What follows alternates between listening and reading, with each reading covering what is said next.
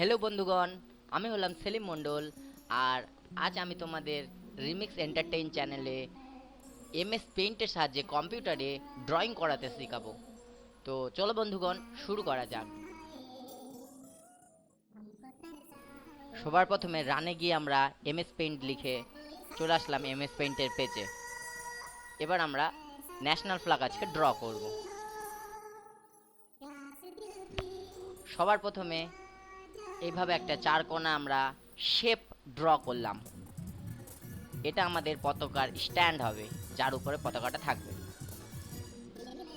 এবার আবার চার কোণা শেপটা সিলেক্ট করলাম, একটা আয়তাকার ড্র করলাম।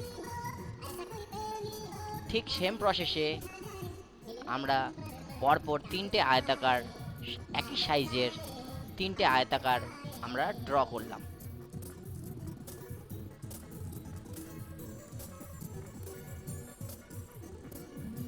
একটু বড় হয়ে গেছে আমাদের লাস্টের আয়তকারটা, তো আমরা একটু ওটাকে অ্যাডজাস্ট করে নিব।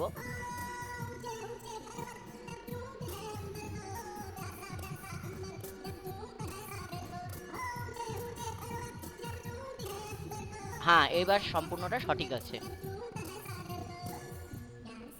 এবার আমরা অশোক চক্র আঁকার জন্য একটা সার্কেল ড্র করব।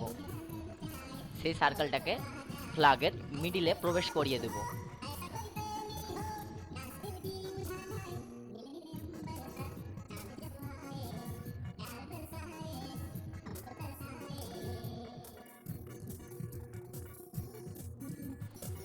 এখন আমরা পতাকার স্ট্যান্ড হিসাবে তিনটে আরও আয়তাকার ড্র করলাম, কিন্তু আমাদের পতাকাটা এখনও মাটিকে টাচ করেনি, মানে নিচের সারফেসটাকে স্পর্শ করার জন্য আমাদের আরেকটা আয়তক্ষেত্র প্রয়োজন হলো।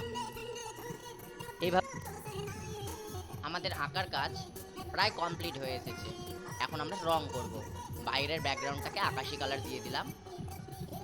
এবার আমরা পতাকার তিনটি আয়তক্ষেত্রকে আমরা রং করব। তো সবার প্রথমে গেরুয়া কালার বাছাই করে নিলাম।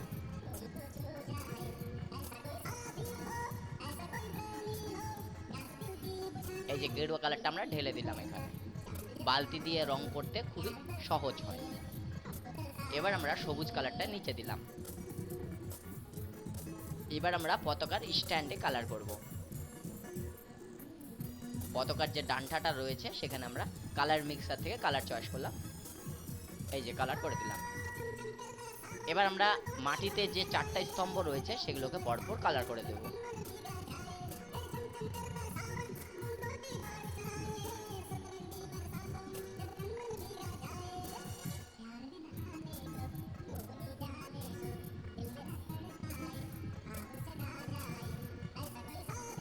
এবার আমাদের পতাকা টোটাল আঁকা কমপ্লিট।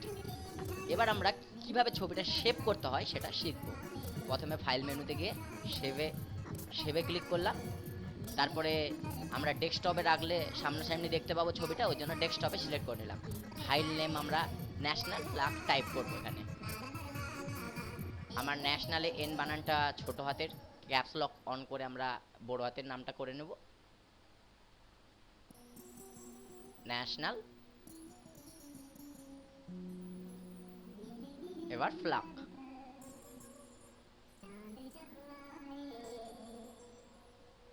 আমাদের ইউটিউব চ্যানেলে পাশে থাকার জন্য সকলকে ধন্যবাদ।